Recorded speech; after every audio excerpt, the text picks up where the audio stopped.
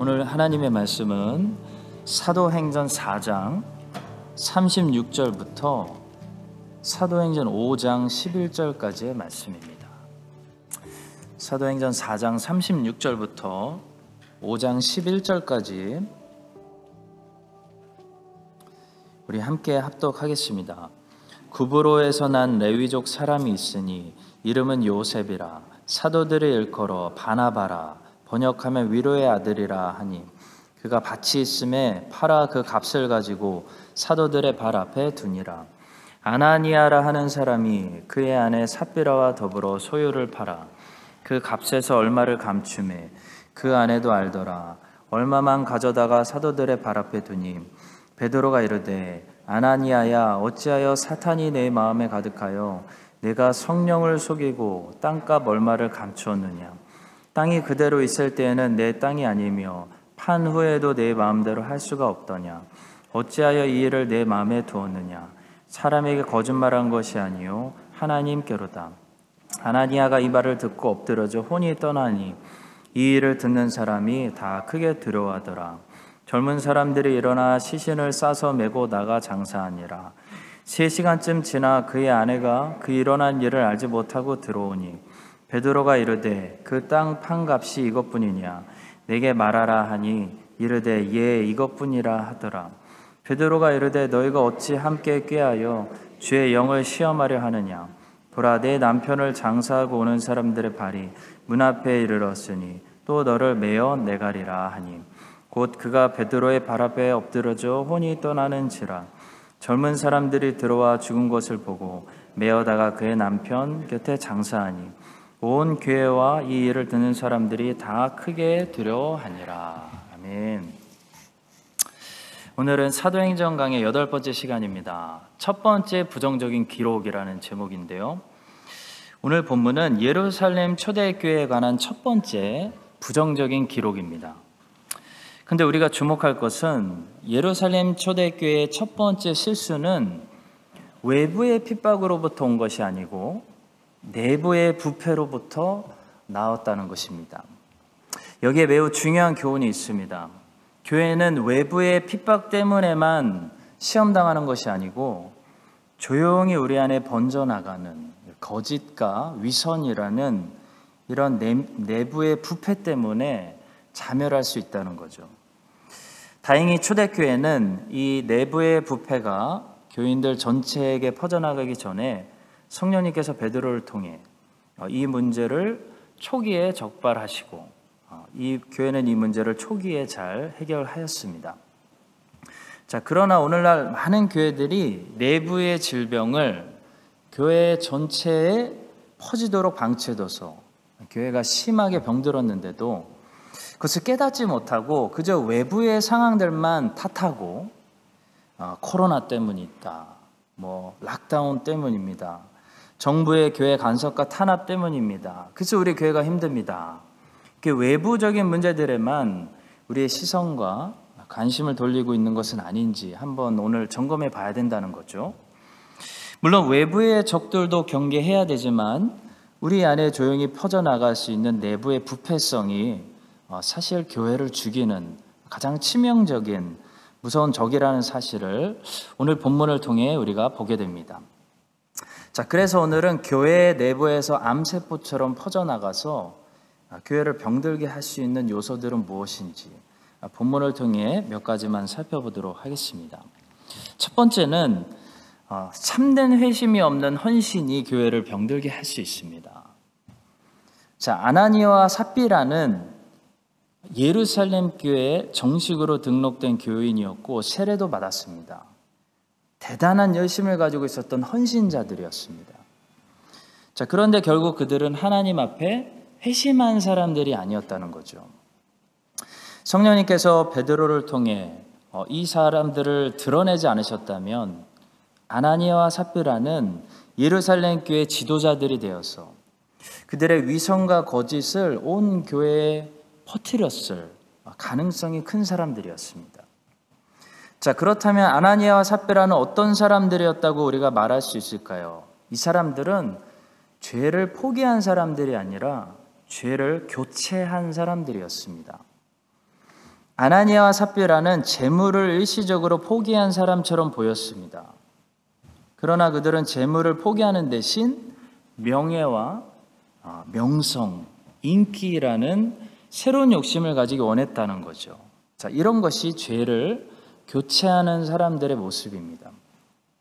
그들은 바나바를 보고 아마도 마음에 큰 충동을 느꼈던 것 같습니다. 바나바가 자기의 밭을 팔아서 교회에 헌금했더니 사람들이 그를 위로의 아들이라고 부르면서 큰 은혜를 받았던 것 같습니다. 그걸 보고 아나니아와 삽비라는 불순한 생각을 했던 거죠. 자신들도 교회에서 인정받고 사랑받고 주목받기 원했다는 겁니다. 그래서 헌신하기로 결단했습니다. 자, 그들은 위선자였고 죄를 회심한 사람들이 아니었습니다. 그들은 매우 인간적인 사람들이었습니다. 그들은 육체에 속했고 영이 거듭나서 죄를 회개한 하나님의 자녀들이 아니었다는 거죠. 성도 여러분, 하나님의 교회에서 누구든지 헌신을 하고 싶으면 제일 먼저 회심부터 해야 됩니다. 이 말은 거듭나야 된다는 거죠. 거듭나지 않은 사람이 교회에서 봉사를 시작했다는 것은 아나니아와 삽비라가 된다는 것을 말합니다. 교회 안에 아나니아와 삽비라처럼 회심하지 않은 사람들이 헌신을 드리고 봉사를 하기 시작하면 그 위선과 그 거짓, 그 인간적인 수단과 생각, 이런 질병이 교회 전체에 빠르게 번지게 됩니다. 성령님께서 오늘 베드로를 통해 그걸 막으신 거죠. 자, 우리가 이 땅에서 완벽한 사람들이 될 수는 없지만 하나님의 교회에서 헌신하려면 반드시 회개부터 해야 됩니다. 거듭나야 한다는 것입니다. 물론 회개한 사람도 죄를 짓습니다. 자, 그러나 회개한 사람이 꼭 하는 것이 있는데요. 바로 자주 죄를 회개하죠. 그리고 자주 죄를 포기하게 된다는 것입니다. 하나님의 자녀들의 특징은 죄를 짓지 않는다는 것이 아니라 다시는 죄를 접촉하지 않는다는 것이 아니라 하나님의 자녀들의 특징은 죄를 또 접촉하더라도 또 죄를 포기한다는 거죠. 또 다시 죄에서 돌이킬 수밖에 없다는 거죠. 반복해서 죄를 내려놓고 죄를 버리는, 또 버리는 그런 죄를 회개하는 삶을 산다는 겁니다. 그것이 회개하고 거듭난 하나님의 자녀가 가지고 있는 특징입니다. 자, 그런데 거듭나지 않은 아나니아와 삽비라 같은 사람들의 특징은 죄를 포기하는 것이 아니라 죄를 교체한다는 겁니다. 한때는 돈을 사랑하다가 바나바 같이 많은 사람들에게 인정받고 사랑받고 하는 모습을 보면 그게 갑자기 부러워가지고 돈도 버리고 이제는 명예와 인기를 쫓아간다는 거죠. 자, 그러나 성도 여러분, 죄는 서로 분리되어 있지 않습니다. 죄는 그 본질이 서로 연결되어 있기 때문에 아무리 교체해도 회개하지 않은 이상은 어떤 죄도 버린 것이 아니죠. 어떤 죄에서도 자유롭지 않은 것입니다. 죄에서 벗어날 수 있는 유일한 방법은 회개밖에 없습니다. 죄는 회개하기 전까지 사라지지 않습니다. 우리에게서 떨어지지 않습니다. 그냥 모습을 바꿀 뿐입니다. 아합 왕이 이세벨을 아내로 데려왔습니다. 아합 왕의 아버지 오므리가 왜 며느리를 페니키아의 공주를 데려왔냐면 페니키아 왕국을 등에 업고 더 크게 성공해보고 싶다라는 욕심이 그 마음에 있었기 때문입니다. 그러니까 성공이라는 욕심 때문에 이세벨을 며느리로 삼은 겁니다. 자, 그런데 성도 여러분, 무서운 것은 이세벨은 절대로 이세벨로 끝나지 않는다는 겁니다. 이세벨이 무엇을 데려왔죠? 바알을 데려왔습니다. 우상을 데려왔습니다. 아니, 이세벨만 와서 그냥 페니키아 공주만 와서 성공만 하면 좋을 것 같은데, 페니키아하고 같이 무역하고 성공만 하면 좋을 것 같은데, 성공을 하고 싶은 유혹이 들어오니까 뭐가 같이 들어오죠? 우상을 피할 수가 없게 됐다는 겁니다. 그래서 이세벨 때문에 이스라엘 전체 땅이 우상 숭배하는 땅으로 바뀌었습니다. 자, 그런데 바알 우상 숭배는 또 절대로 바알로만 끝나지 않는다는 게 문제입니다. 바알은 항상 아세라와 붙어 다닙니다. 바알이 있는 곳에는 아세라가 옵니다. 그러니까 우상 숭배가 시작되면 반드시 성적인 타락이 따라온다는 거죠. 우상은 항상 음란과 성적인 타락과 깊이 연결되어 있습니다. 이걸 아셔야 됩니다. 그래서 이스라엘 사람들은 우상 숭배하면서 어떻게 됐냐면 음란해졌습니다. 성적으로 타락해 버렸습니다. 자, 이 모든 것이 어디서 시작되었죠? 오므리 왕이 처음부터 성적으로 음란해지고 싶어서, 아니면 야훼 하나님 버리고 우상 숭배하고 싶어서 그런 거 아닙니다. 오므리 왕이 페니키아 공주를 며느리로 왜 데려왔죠? 그냥 성공하고 싶었습니다. 지금보다 더 위대한 나라로 인간 제국 만들고 살고 싶었다는 거죠. 근데 하나님 없는 성공, 하나님이 허락하시지 않는 세속적인, 하나님과 상관없는 세속적인 성공이 오므리의 마음에 욕심의 죄로 탁 들어오니까 그 욕심이 우상숭배를 데려오고, 성공하려면 우상숭배 해야죠. 우상들이 음란과 간음과 성적인 타락을 데려왔다는 겁니다. 왜냐하면 죄는 다 연결되어 있기 때문에, 다 같은 가족이기 때문에 나는 바알만 섬기고 아세라는 섬기지 않을 거야. 그것이 불가능하다는 거죠. 자, 우상 숭배하는 사람이 성적으로 타락하지 않는 것은 불가능합니다. 그런 일은 없습니다. 자, 따라서 성도 여러분, 내가 왜 이렇게 음란한 유혹을 받지? 라는 것을 깨닫게 되면, 내가 우상을 섬기고 있구나. 내가 우상을 섬기고 있는 것이구나. 내가 내 인생에 우상의 제단을 만들어 놨구나 라는 사실을 빨리 눈치채야 합니다. 성도 여러분, 죄는 회개의 대상이지 죄를 회개하지 않고 교체한다고 죄가 사라지는 것이 아닙니다. 이 아나니아와 삽비라는 과감하게 돈을 포기하는 것 같았지만 그들은 사실 명예, 인기, 주목받는 것, 새로운 죄를 섬기려고 했습니다. 성령 하나님께서 베드로를 통해 회개하지 않은, 성령을 속이는 그런 마음을 지적하신 것처럼 하나님께서 우리 교회를 지켜주시고 늘 눈동자처럼 밝히 감찰하여 주셔서, 자, 먼저 하나님의 집에 들어오는 모든 사람들이 죄를 회개하고 거듭나게 하시고, 또 하나님의 자녀들인 우리도 매일 반복해서 죄를 회개하는 삶을 살면서 하나님께 바른 헌신을 드릴 수 있는 크라이스트처치 한인 장로교회 될 수 있기를 간절히 바라고 축복합니다. 자, 두 번째로 위선이 교회를 병들게 할 수 있습니다. 위선은 매우 위험한 병입니다. 자, 오늘 본문이 분명히 다루고 있는 주제는 탁 보아도 위선입니다. 아나니아 삽비라는 위선을 행하려다가 걸린 거죠. 걸렸습니다. 그것이 오늘 본문의 메시지죠. 여러분, 위선하면 성경에 누가 떠오르십니까? 아마 다 같을 것 같아요. 위선 하면 바리새인이죠. 그렇죠? 바리새인이 떠오릅니다. 자, 그러나 바리새인들은 참 신기하게도 오랫동안 위선적인 신앙생활을 했는데도 불구하고 예수님이 그들을 지적하시기 전까지 한 번도 걸린 적이 없습니다. 신기하죠? 바리새인들은 유대인들에게 존경의 대상이었지 멸시의 대상이 아니었다는 겁니다. 예수님이 그들을 지적하셨을 때 그래서 많은 사람들이 놀랐습니다. 바리새인들은 잘하는 사람들인데 하고. 자, 왜 바리새인들은 그렇게 오랫동안 위선적으로 살았는데도 걸리지 않았을까요?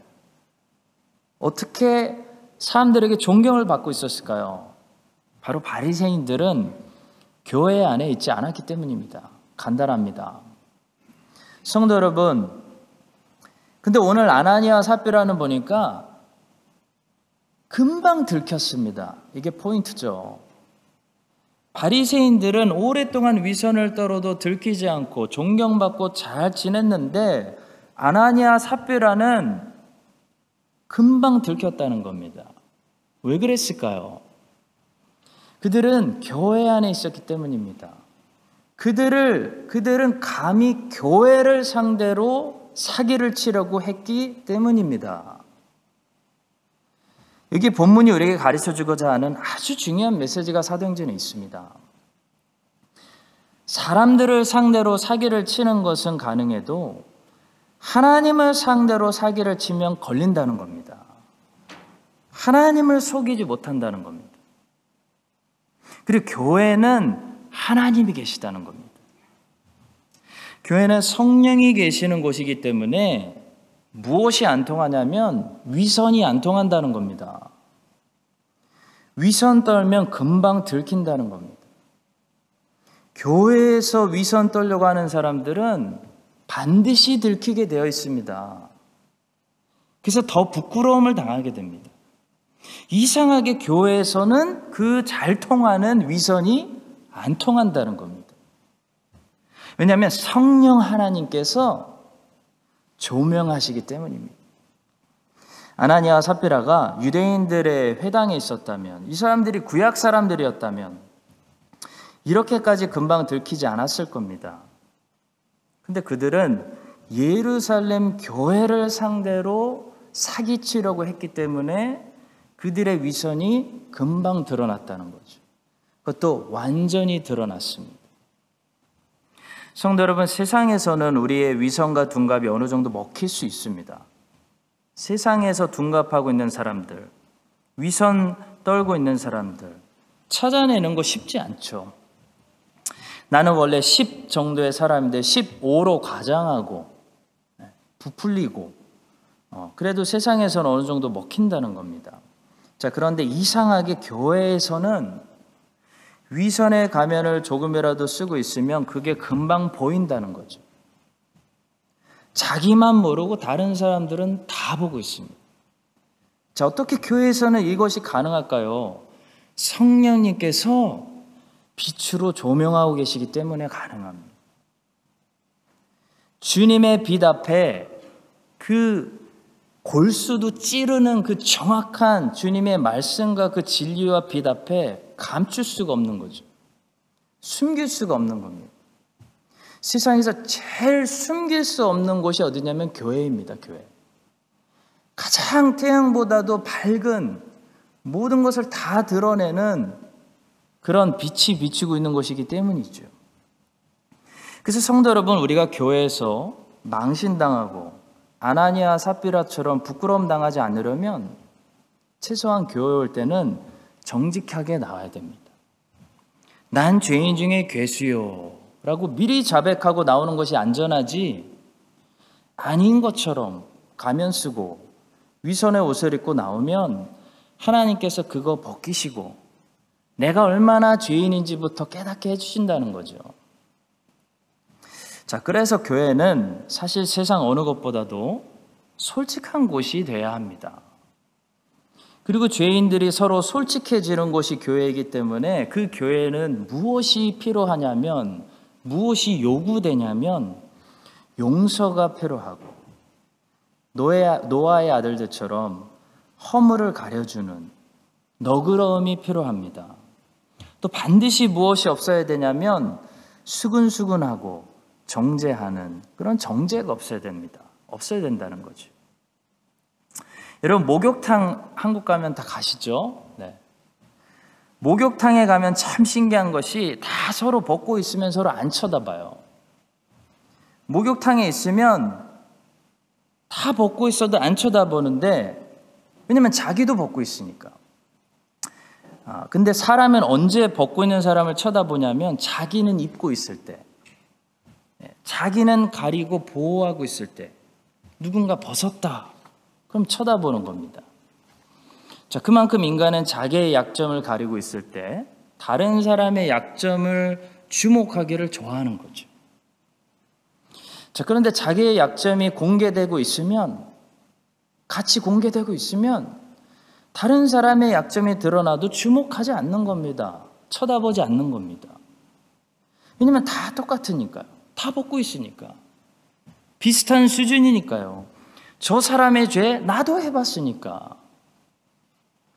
성도 여러분, 교회는 솔직한 곳이 되어야 합니다. 근데 솔직한 곳이 되려면 정죄가 없어야 됩니다. 수근수근하는 것이 없어야 된다는 것입니다. 교인들은 세상 사람들보다 훨씬 더 입이 무거워야 됩니다. 그래야 우리가 서로 가면을 벗고 솔직해질 수 있지 않겠습니까? 교회가 세상보다 소문이 더 빠르고 뒤에서 수근수근하고 정죄하고 자기도 똑같으면서 자기는 옷으로 가리고 있다고 벗겨진 사람을 정죄하면요, 그때부터 교회는 어떤 장소가 되냐면 전부 가면 쓰고 위선을 떠는 그런 위선을 연습하는 그런 장소가 되는 것입니다. 성도 여러분, 가족은 서로 약한 부분을 가려주지 공개하지 않습니다. 가족끼리만 알고 있는 그런 시크릿가 있기 때문에 가족이 더 고맙고 친밀한 거 아니겠습니까? 제 아내는 항상 저를 놀립니다.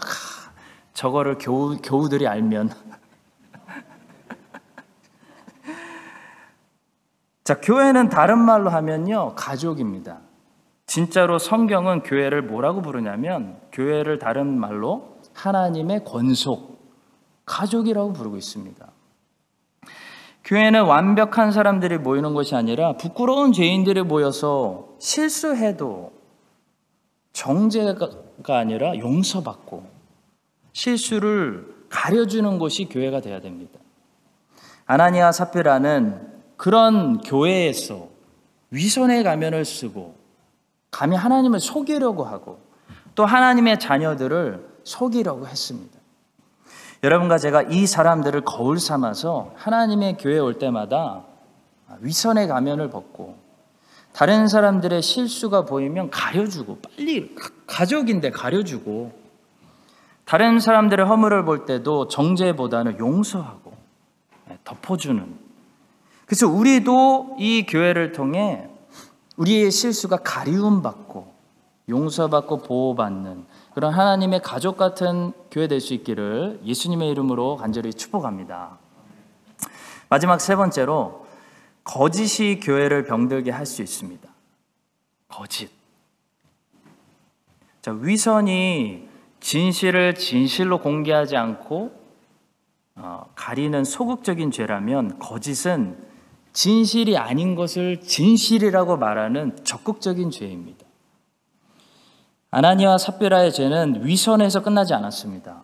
아나니아와 삽비라의 죄는 거짓말하는 거짓의 죄까지 결국 나아갑니다. 8절의 말씀입니다. 베드로가 이르되 그 땅 판값이 이것뿐이냐, 내게 말하라. 회개할 기회를 주는 거죠, 삽비라에게. 근데 삽비라가 대답합니다. 이르되 네, 이것뿐입니다. 새빨간 거짓말이죠. 여러분, 아브라함도 거짓말을 했죠. 아브라함도 거짓말을 했지만 새빨간 거짓말은 아니었습니다. 사라는 실제로 아브라함의 이복 누이였기 때문에 사라가 아브라함의 누이라는 말은 완전한 거짓말은 아니었습니다. 다만 아브라함의 잘못은 뭐였죠? 그가 한 말이 틀린 말이었기 때문이 아니라 그가 마땅히 더 했어야 하는 말, 곧 사라가 자기 아내라는 말을 하지 않은 것이 아브라함의 잘못이었습니다. 정직하지 않았던 거죠. 그러니까 사실을 왜곡시킨 것은 아닌데 사실을 감췄습니다. 자, 성도 여러분, 마땅히 해야 할 말을 하지 않은 아브라함의 행동도 나쁜 것이지만 그 땅을 판 값이 이것뿐입니다. 진짜 이겁니다. 라고 대놓고 거짓말을 하고 있는 이 사람들의 거짓말은 훨씬 더 심각한 거짓말입니다. 그것은 마치 아브라함이 사라가 자기의 아내라는 사실을 숨긴 것과 사라는 내 아내가 절대로 아닙니다. 저 여자는 내 아내가 아닙니다. 라고 완전히 대놓고 거짓말을 하는 것은 급이 다른 거짓말인 것과 같은 것입니다. 자, 성도 여러분, 오늘날 우리 한국 교회들이 사라는 제 아내가 절대 아닙니다. 저는 이 여자를 모릅니다. 라는 수준의 완전한 거짓말을 할 수 있는 그런 수준까지 교회가 타락해서 몇몇 교회들이, 일부 교회들이 그런 뉴스를 제공한다는 것이 심히 걱정이 됩니다. 우리 한국 사람들은 거짓말이라는 죄를 너무 쉽게 생각하고 있지는 않습니까? 거짓말 하더라도 결과만 좋으면 된다. 성공만 하면 된다. 너 공부만 잘하면 돼. 괜찮아. 돈만 많이 벌면 돼. 자, 이것이 오늘날 우리 대한민국의 도덕 수준 아닐까요? 성도 여러분, 거짓과 타협하는 교회는 반드시 어떤 일이 일어나냐면 다음 세대를 잃어버립니다. 그것을 우리가 알아야 됩니다. 거짓말하는 거 쉽게 생각하고 부정부패에 있어도 결과만 좋으면 되지. 이런 생각을 가지고 있는 교회는요, 하나님께서 절대로 그런 교회, 다음 세대를 맡기시지 않는다는 거죠. 이것은 분명합니다. 우리가 주일학교가 부흥하고 다음 세대 자녀들을 많이 양육하는 교회가 되기 원한다면 우리 교회는 능력 있고 실력 있고 화려한 교회가 되어야 하는 것이 아니고 깨끗하고 투명하고 정직한 교회가 되어야 됩니다. 그래야 다음 세대를 하나님으로부터 맡을 수가 있습니다. 받을 수가 있습니다. 자, 그래서 어떻게 할 수 있을까요? 본문에 보시면 하나님께서 아나니아와 삽비라를 왜 이토록 호되게 심판하셨는지 그 이유를 우리가 눈여겨볼 수가 있습니다. 바로 하나님께서 다음 세대가 절대로 이렇게 잘못된 길로 따라가지 않도록, 이 사건을 잊어버리지 않도록 너희들은 절대로 거짓과 쉽게 타협하면 안 된다. 교회에서 성령님 앞에서 거짓말하면 이렇게 목숨 잃어버릴 수도 있다라는 것을 다음 세대에게 교육하시기 위해서 하나님께서 그 자리에서 아나니아 삽비라의 목숨을 가져가셨던 것 같습니다. 왜냐하면 본문에 이런 구절들을 우리가 찾을 수 있기 때문입니다.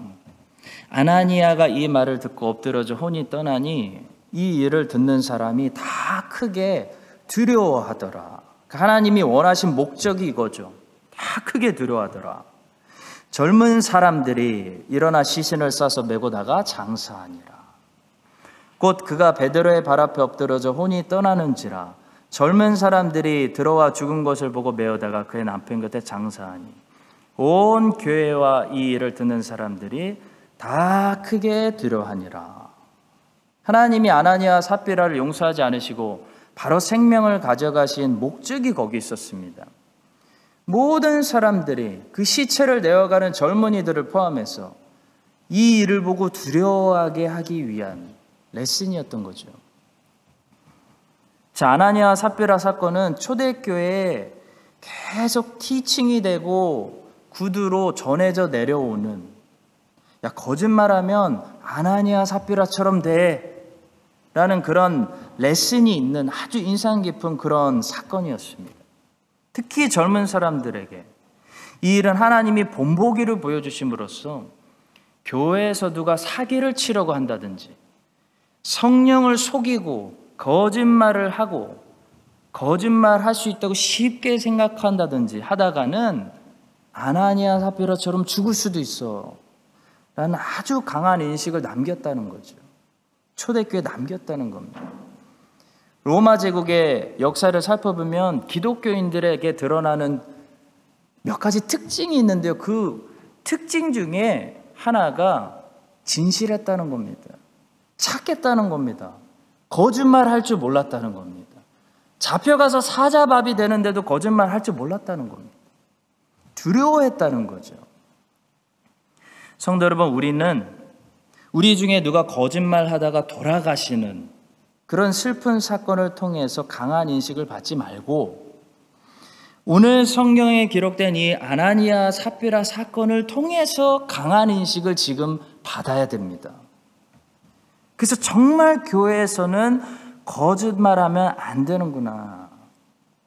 거짓말하지 말라는 10계명 중에 9번째 계명은 우상숭배하지 말아라, 살인하지 말아라 라는 말씀과 동일하게 심각한 말씀이구나 라는 것을 우리가 배워야 된다는 거죠.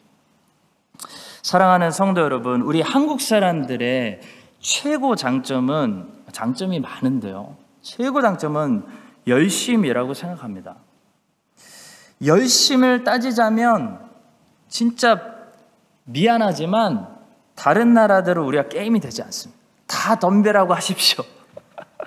그래도 게임 안 돼요. 열심으로만 우리가 경주를 한다면 한국 사람들은 항상 금메달 땁니다.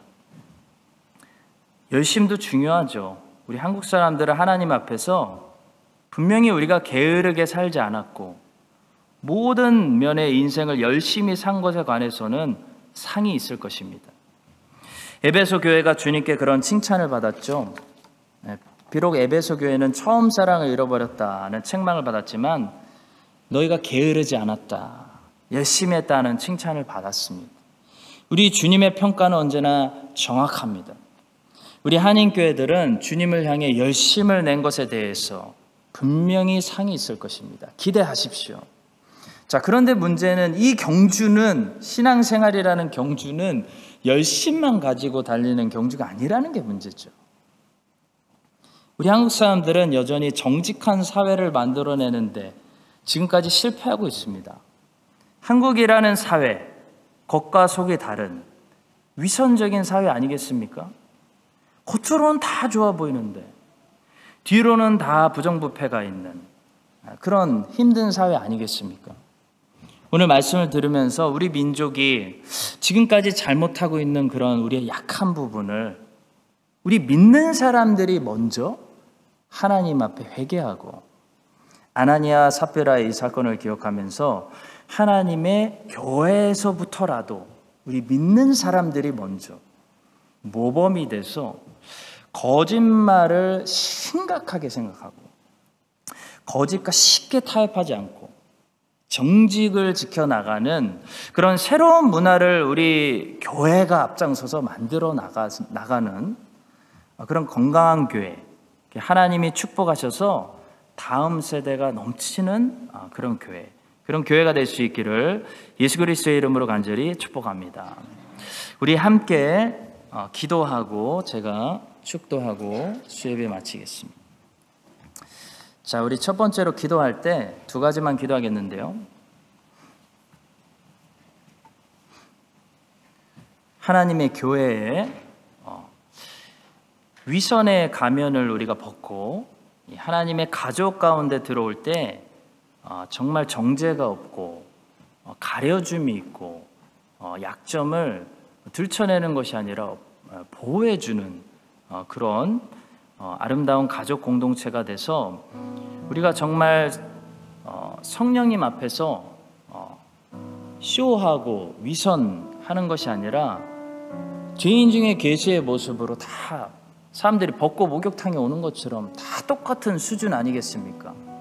그런 상한 심령으로 교회 올 때마다 정죄받는 것이 아니고 하나님의 위로받고 긍휼받고 은혜 받는 그런 따뜻한, 그래서 누구든지 세상의 죄인들이 우리 교회에 왔을 때 와, 교회는 다르다, 교회에는 진짜 용서가 있고 하나님의 은혜가 있구나, 받아주는 게 있구나, 그런 따뜻한 우리 교회가 될 수 있도록 우리가 내가 만들어가면 됩니다.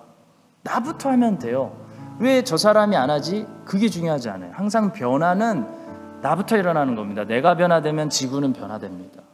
내가 변화되면, 내 입술이 변화되면 우리 교회는 변화됩니다.